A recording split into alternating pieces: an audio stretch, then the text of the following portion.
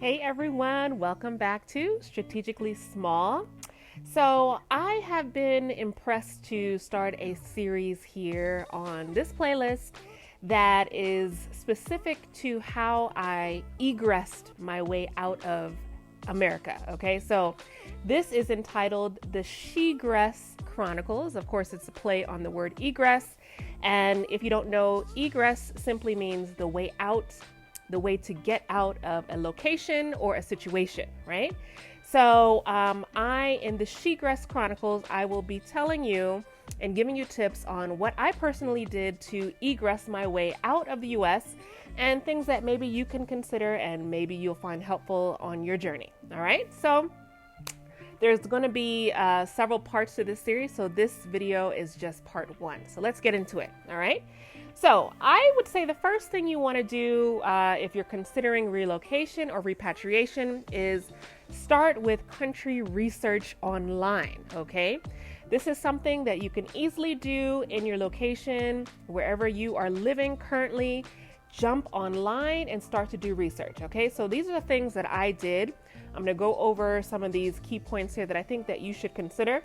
Of course, the list that I'm providing you is something that is specific to what I was looking for. So you can then tweak according to maybe what you're looking for, okay? So the first thing I did was I had the top 3 countries that I was interested in, okay? If you go back to the beginning of my channel, you will see that I was looking at Kenya, I was looking at Ghana, and I was looking at Rwanda. Okay, those were the top 3 countries that I was looking at.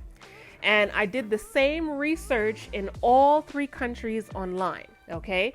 So what did I look at exactly online? So for me, the most important thing that I was looking for was the ability to purchase property, okay? So I did heavy research online to make sure that whatever country that I chose ultimately, I would be able as a foreigner to come over and buy property, okay? Now, this point may not be very important to you. It depends on your circumstance.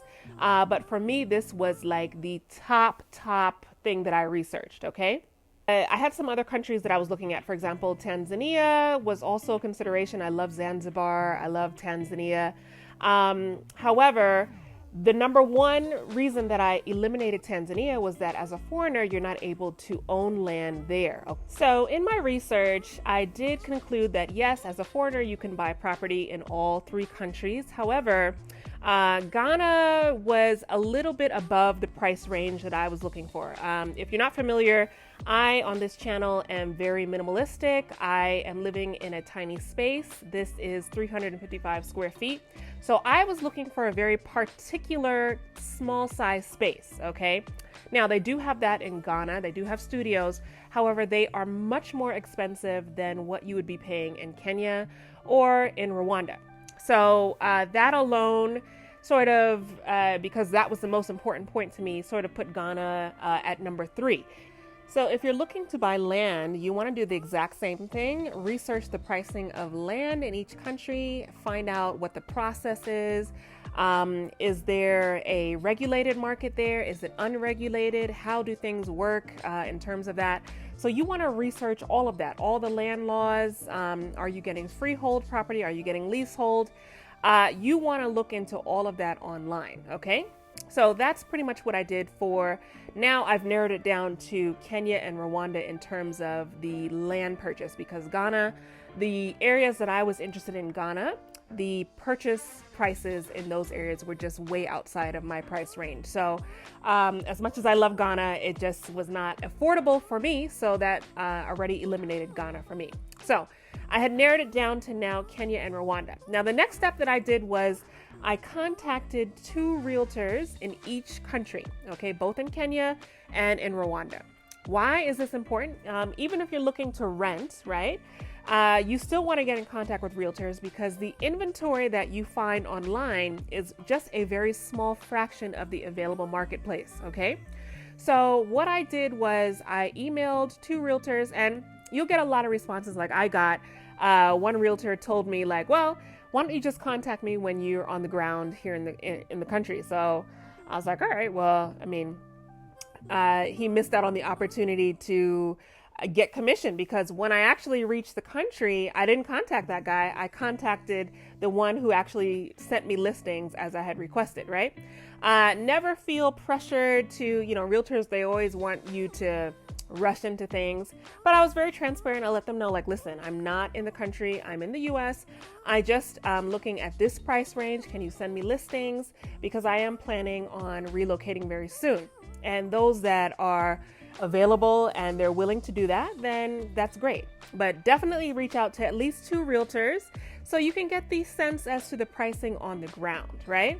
And that really helped me understand a little bit better the inventory, what was out there, and what I could afford, right? So Kenya and Rwanda now were the top 2 considerations based off of my number 1 concern, which was purchasing housing, okay? Also, never purchase property or send any money to anybody while you're still in the US, okay? I'm not gonna get into all that. I'm gonna link the video where I talk about purchasing in Africa so that I give you all the steps in that video. You can check it out. But do the research online. Do not send money to anybody, okay? So now that I've narrowed it down to 2 countries, I went through a list of other things that I was now looking at, okay? And as you know, I lived in Kenya for 4 years, so I'm quite familiar with Kenya, so I didn't have to do too much research on that end, but I'm still gonna go over the full list of things that I did, all right? So the next thing I looked at was the cost of living, okay? There's some websites out there, there's some articles out there that I find useful that compare cost of living in different African countries, right? So when I was now looking at just Kenya and Rwanda, I was like, okay, I knew what my experience was when I was in Kenya, but I've never lived in Rwanda. So I wanted to get a better sense as to, is Rwanda cheaper? Is it more expensive based on the type of lifestyle that I live, okay?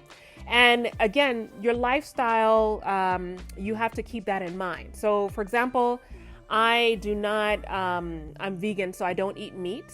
So things like buying, any meat products, dairy products, any of those things were not even something that I researched because it's not part of my lifestyle, right? However, if you are into those type of things, then you want to research that. So with cost of living, you want to look at not only the cost of rent or cost of purchasing a place, how much is your internet going to cost you, your phone, how much is your gas, your electric. You want to get a sense as to what your monthly expenses will be, your groceries, all of that, right? So I sort of made a Excel spreadsheet, and I recommend that you do something like that. If you want to just kind of keep track of everything, just go into Excel or anything similar to that, and you keep track of all of the numbers that you've researched online so that you stay organized. You can go back and reference it whenever you want to. But yes, cost of living is probably the second most important thing that I researched, because if you're going to be living somewhere for the rest of your life, hopefully for me, I relocated here permanently, I need to know what it's going to cost me on a monthly basis, right? Now, next thing you want to look at is transportation, okay? For me, I knew that I had no interest in either shipping my vehicle over to Africa or buying a vehicle in Africa, at least for the first probably 3 to 4 years, right? When I was in Kenya for the 4 years, I did not have a car the entire time. I just took taxis everywhere. But the taxis are quite expensive. And this time around, I was like, well, I wanted to make sure that if I did not have my own car, that would be affordable for me to get around. So what really stood out to me in terms of transportation for Rwanda was that the motos here are very inexpensive. In terms of, like, if you're comparing a taxi ride to a moto ride, you'll pay like 1/10 the price for a motor ride of what you would pay in a taxi, right? So it's that cheap. So for me, I have no problem jumping on the back of a bike. Zero problem with that, especially if it's saving me money. And because Kigali is so small, you can pretty much get everywhere on a moto for a very small fraction of a price. So that was very attractive to me. In Kenya, because Nairobi is so much bigger, motos also are not as popular there. Most people have their own vehicle or they take taxis. And for the 4 years that I was there, the taxis were quite expensive. So transportation is something you want to look into, especially if you're looking to buy a vehicle. You want to research how much it would cost to buy in the country. Or if you want to ship your car over to Africa, which I would not recommend, because if your car breaks down, it'll be hard to find parts to repair the vehicle. Also, you have to remember in Africa, they drive on the opposite side of the road in most countries, Kenya being one of them. Rwanda, they drive on the same side, which is very unusual for Africa. But another reason why I chose Rwanda is they drive on the same side as the US.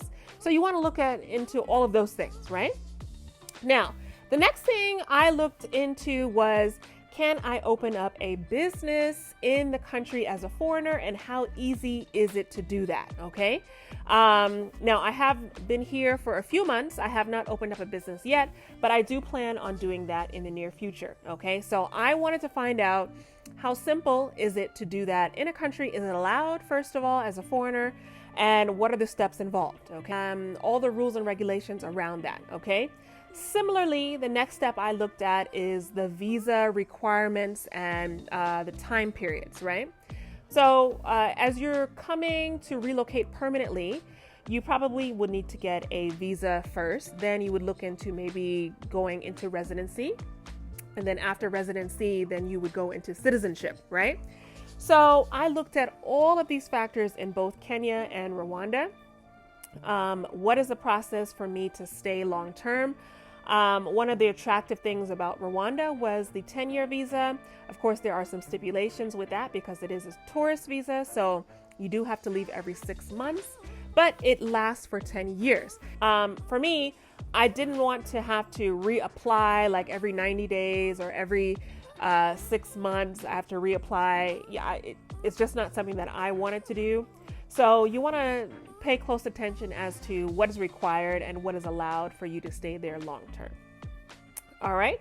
The next thing I wanted to look at is dual citizenship allowed? Okay. So I wanted to find somewhere where dual citizenship is allowed so that I can keep the US passport, but then also after I become a citizen, I also wanted to have the citizenship of the country that I settled in. So if that's something important to you, then it's something that you should also research and see if that's possible. All right. Researching the culture is the next one. Okay. Now, I've lived in Kenya for 4 years, so I didn't have to research that. I understood the culture very clearly. What I did not understand is the culture in Rwanda. Okay. This took a lot of research for me. How do the people interact with each other? What are their cultural norms? What is the common practices here? You research everything that is important to you, from religion down to marketplace, down to, you research things that you think are important. Culture could involve language. Is English very well spoken? If you speak another language, is that language spoken there? So you have to see what works best for your particular situation and make sure that it's a good fit for you, okay? But you will have cultural shocks when you come to Africa. I think you need to prepare for that. But the best way to prepare is to do your research online first, okay? Next, what was very important for me was the infrastructure in the country, okay? I want to make sure that I'm able to jump online very quickly. The internet speeds are not slow and lagging. To be honest with you, I've visited several countries in Africa. I've had the privilege of traveling all over the continent. And there are some countries where it is literally a struggle getting online. So I did not want to settle in a place where, because I'm online all day, where I would have a struggle with that, okay? I work online. I do everything pretty much online. My entertainment is online. So I need to have very fast and reliable internet. So not only is the internet important, but also the power structure in terms of the infrastructure. Does the power go out often? If I'm in the middle of teaching a class online, if the power goes out, that could affect my contract with whoever I'm working for, right? Because they're gonna be like, oh, she's in a location where power is not reliable. So this is something that is important, especially if you're someone who works online. You don't want to be in the middle of the Zoom call and the power cuts out on you. You have to research infrastructure, make sure that everything is reliable. That goes down to water, electric, internet, gas. How do all these things work and are they reliable? Okay. And infrastructure also includes things like roads. In Kenya, they're in Nairobi, I should say, very developed. So I never had really any issues with roads there, but I wasn't familiar with the infrastructure in terms of the roads in Rwanda. So I did have to do some research on that to make sure those were sort of up to speed in terms of what I was looking for. All right. Next thing you want to do is you want to look at the weather conditions. Okay. For me in particular, as much as I like summer and I like winter, I'm more of a fall, spring kind of girl. That's just my vibe, okay? In terms of the US, my favorite seasons were spring and the fall. Nice, neutral, cool weather where I'm not sweating, overly sweating, and I'm also not bundled up in 5 sweaters because it's so cold, right? So I like that sort of neutral environment, and Rwanda hit the nose on this in terms of the weather conditions, okay? If you know anything about Rwanda, everything is sort of neutral here in terms of the climate. Now you do have rainy season, dry season, but it pretty much stays the same year round. And this weather is the absolute perfect thing for me. Now, if I want to go vacation in a warmer location for a week or two, then of course I have the freedom to go do that, go to the beach and vacation there. But do I want to live on the beach in a very hot location all the time? For me, not ideally. Now, I would prefer the beach over a cold location, but if I had to choose, I wanted something that was sort of spring, fall-like climate conditions. And that's what I found to be a perfect fit for me in Rwanda. Okay. Kenya also has a lot of variation in the weather. So I enjoyed the weather in Kenya as well. But if you're looking for beach, hot weather, some people want to be sweating all the time, then locations such as Rwanda would not probably be the best fit for you. So you want to look into what are the weather conditions, what do you like individually, and see if the country actually matches up with that. The next thing I would say is you want to research in each country activities that you enjoy personally, okay? So for me, I love to do anything that has to do with art, anything that has to do with relaxation, travel, and food. Those are my top things that I love in life, okay? I jumped online, I researched all the restaurants in the area because I'm a foodie, and I'm unashamed about that. I love to eat, and so I need to know if there are good restaurants in the area, okay? I researched all of that. I looked at, is the art scene popping, right? In Rwanda, if you've looked at some of my previous vlogs, you will see that I've visited several art museums, and I have not even been to, I think, half of them. So the art scene here really fits my vibe, but that's just what I like personally, all right? I also like spas, anything to do with leisure. So I look to see, are the spas here very affordable? Are they available in certain areas? So you want to look at things that you enjoy. For example, in Rwanda, they have basketball games here. I love sports. So those are things that matter to me. If I want to go see a live basketball game, I can actually go do that. So you want to look into things that bring you joy and entertainment in your life, and make sure that those things are available, because you don't want to move somewhere where you don't have activities that you like to do in the country. Okay. So I did heavy research on things that I personally like and made sure that this was a good fit for me. Now, as I said, this is a list that's personal to me. Okay, so I'm not married and I also do not have kids. So I did not research things like schools and things like that because it's not pertinent to my life, right? However, if you're coming over here with children, you have a spouse, then yes, you need to do additional research on schools. You may want to look at, are there any children's activities to do that are in the area? So you want to look at all of that. Also look at the hospitals to see what they're looking like in both countries. But my top recommendation is to narrow your search down to the top 2 and do the research that I recommended in both countries. List all of the things in a spreadsheet so that you have it all organized. You can go back and reference it so that when you're having discussions, even with your partner or with your family, you can reference the spreadsheet and say, okay, these are the things that we found out. What do we think about them?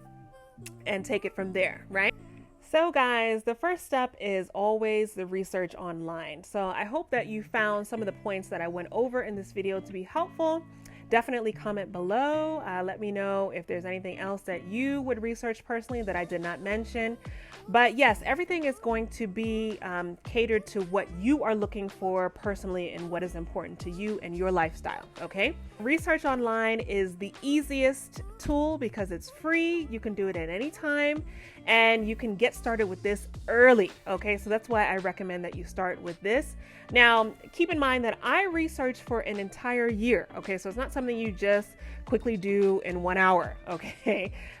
This took me a full year of going back and forth, whether it was communicating with realtors, talking about different listings, getting more information, also researching on YouTube, looking at people that were actually living in the countries.